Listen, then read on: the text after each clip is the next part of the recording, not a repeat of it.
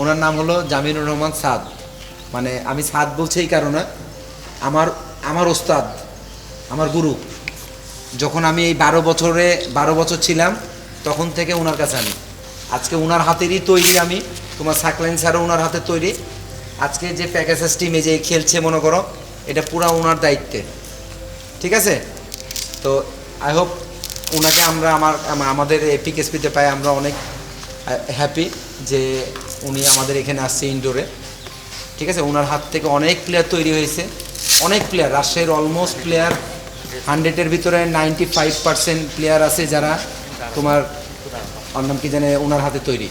ঠিক আছে?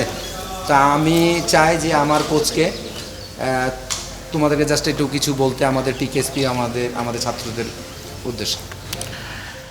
ধন্যবাদ ফরহাদ এবং সাথে 2 কোচ। তো আমি যেহেতু 50 ওভারের বেশি ওখানে ম্যাচ খেলে, আমি T20 খেলি না। আমি 45 ওভার 50 ওভার খেলতে হবে আমাকে।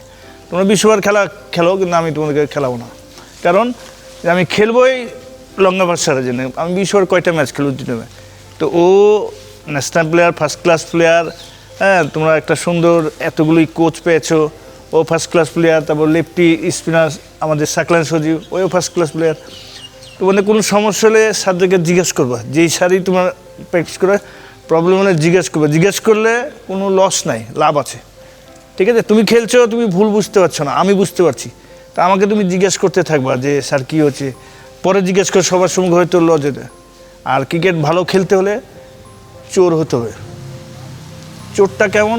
টাকা পয়সা চুরি, মোবাইল চুরি না।